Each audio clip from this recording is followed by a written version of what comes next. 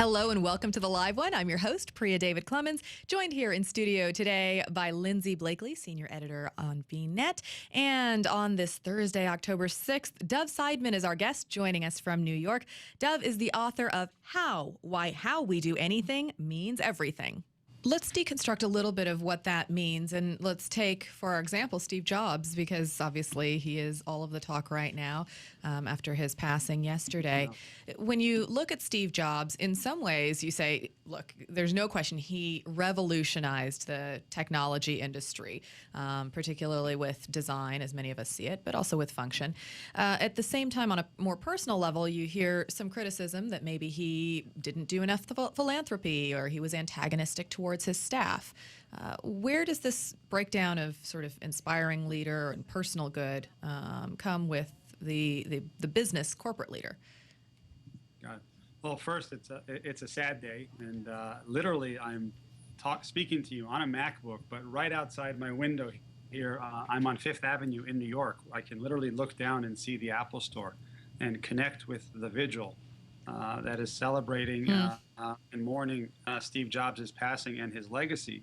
And I think what strikes me about Steve Jobs is he offered the world what we need more of. Looking at the world the way it is, the way it operates, and having the ability to rethink fundamentals, entire industries, from publishing to music to a relationship with a computer. And to not just rethink these fundamentals, but to bring the kind of innovation and energy to making them reality. And he obviously went about doing what he did in a way where he created an ecosystem around the company. 1.8 billion apps have been downloaded to date. The idea that there is a community of people whose hearts are connected to an Apple product, but to Apple as a company, you feel that when you walk into an Apple store in how an Apple employee engages with you. But the fact that so many people for free are designing apps and human experiences in the Apple ecosystem suggests that Apple, it transcends the product. It transcends what it does and just uses what as a way to connect, but brings an authenticity and a heart to it that fosters human relationships. And we're seeing the human pain and suffering right now with his loss. Dov, if I can switch to briefly another topic in the news right now that I couldn't help but think about when I was looking through your book, the Occupy Wall Street protests. In your book, you talk about how we're in an era of behavior, and I think we're really we're seeing that backlash amongst these people. They're calling themselves the 99%. Can you talk a little bit about what you mean by era of behavior and how that maybe connects with what we're seeing right now in those protests?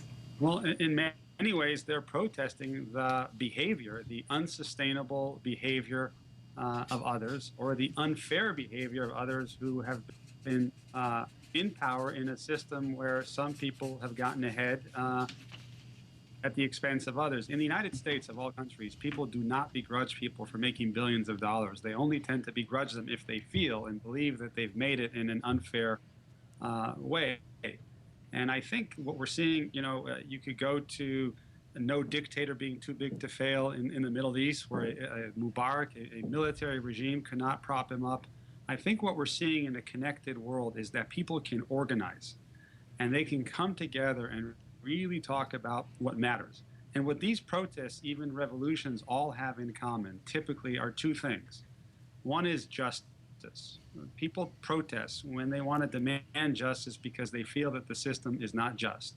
And secondly, they typically want freedom from a system that in some ways is oppressive or working against them. Now, there's good news and bad news to this, because freedom typically requires tearing things down, getting rid of a dictator. Inside a company might be getting rid of a command and control boss, or trying to be outside of an org chart where you're just being told to work inside a box. And freedom from creates space. And that's what I'm seeing down in Wall Street. But once you have freedom from, you need freedom to pursue happiness in our tradition, or freedom to contribute your character and creativity. And I think that's the part that's still missing. There's a lot of talk about what needs to be torn down. I think we need to focus on what we're going to build back up. And building something back up requires values and principles and leadership, and it requires the how.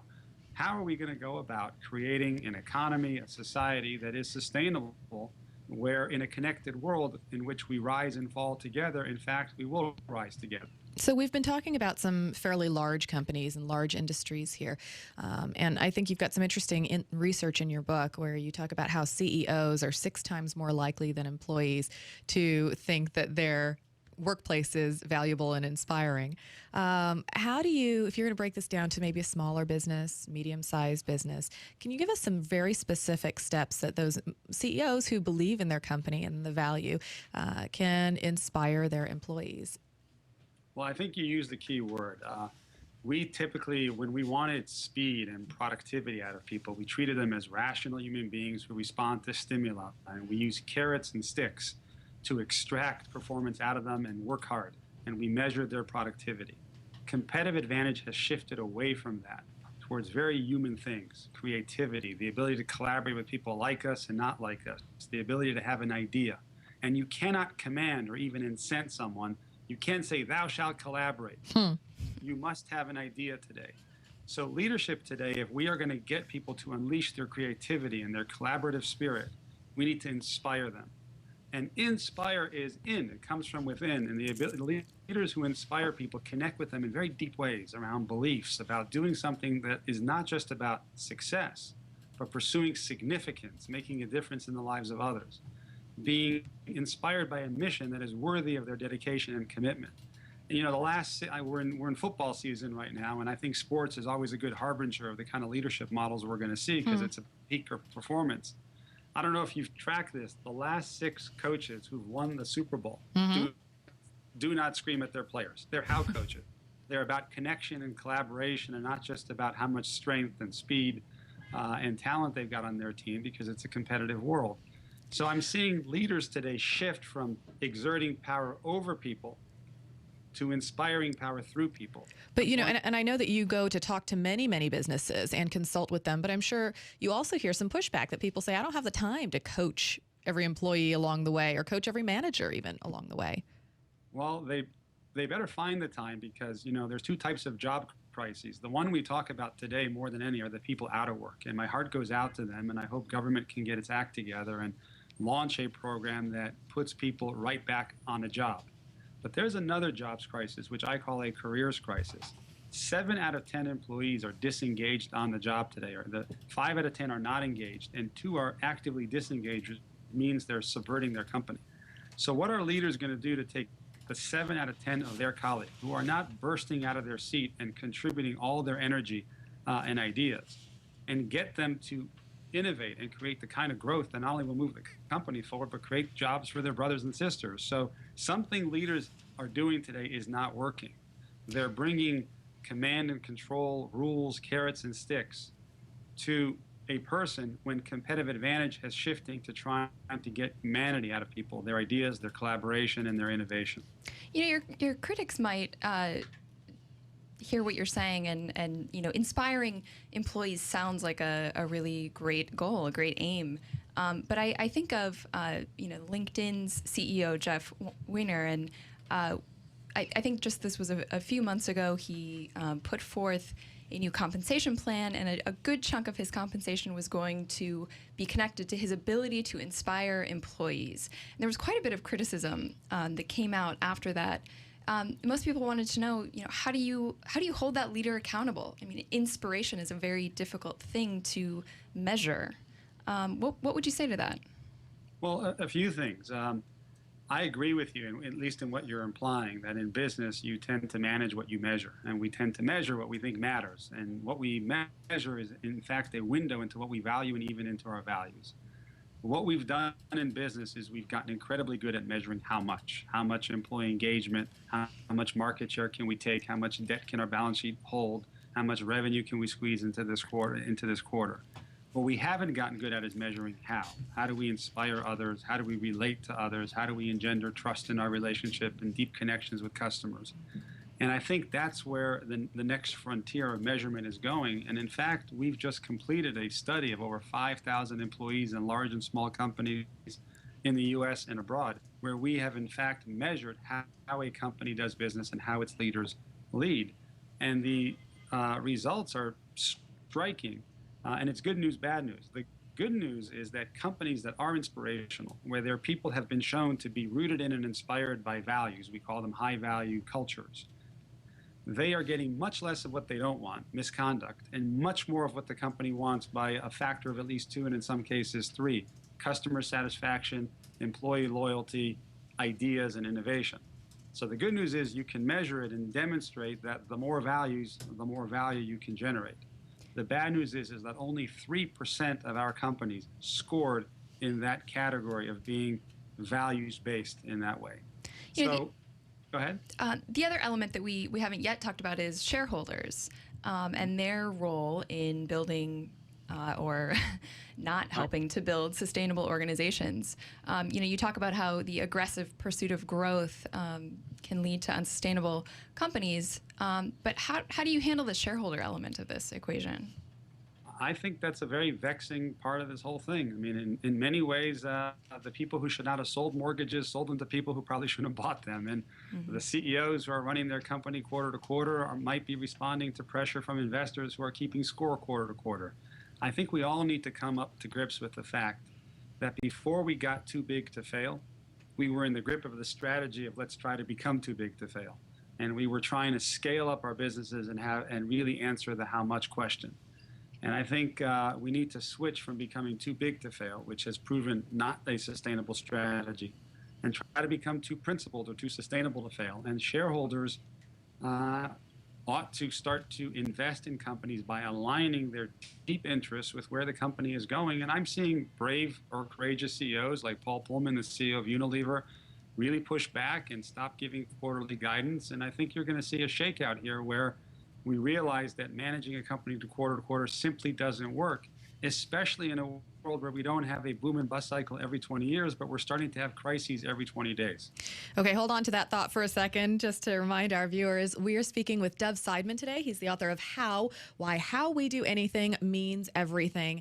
And this newly expanded version of his book just came out. Dov, let's go back to what you're saying right then about how the economy and our look at it has really changed. We're not looking at boom and bust over a couple decades or so. We're looking at a very scary roller coaster picture that seems to change every few weeks. What are you hearing? What is the biggest concern that you're hearing from the companies you consult with day to day right now as they look at the economy, and how have those concerns changed from a year ago or maybe 5 years ago? I mean, CEOs used to have 5-year plans. They used to operate their company on a yearly budget. Almost any yearly budget, you can't even manage to it. You get a tsunami one month, and then you get a bond crisis in Greece the next week, and a Gulf oil spill. And how do you operate your company and lead people in such volatile, uncertain times, where you're lurching from crisis to crisis and greed to fear every 20 weeks and not every 20 years? It's an entirely new terrain where now companies need to have resiliency and growth simultaneously. It used to be we'd have a big crisis and we were resilient, and then we get back to growth. Now you need to have resilience and growth at the same time. And the only thing that can do that is values. And now I said that we're in the era of behavior. All behavior comes from values, and in my work, there are only 2 types of values. There are situational values, where you do whatever the situation will allow. You tend to think in terms of what you can and can't do. And those are the values that I think have guided us, and we see not unsustainably. The other kind of values I call sustainable values. They literally sustain human relationships. These are the deepest values, such as truth and honesty and responsibility and hope. And these values inspire us not to think in terms of what we can and can't do, but what we should and should not do, which in turn focus us on the long term. And I think that we have scaled up situational values and companies with lots of rules and policies for this situation and that. And we now need to learn to scale institutions that are rooted in sustainable values, because they're the only values that will keep us from lurching side to side and simultaneously propel us towards growth and progress. Dov, thank you so much for joining us today. We really appreciate your time and your insight. It's been a real pleasure, really. Thank you. And Lindsay, thanks for being here as well. You're welcome. Are you coming back next week on Tuesday? I think I am here next Oh, week. we have a fun show for you all on Tuesday next week on October 11th. Dave Schaefer, who's the founder of House of Air here in San Francisco, is going to be joining us. It's a continuing part of our Inside Business series. House of Air is a trampoline park that has taken shape inside an old Air Force base. Is that right? Or an old Air Force hangar, I think. I think it's a hangar. Yeah, which was a very, very cool space. So we're going to talk to him about his journey that's coming up on Tuesday. Until then, have a great weekend, everybody.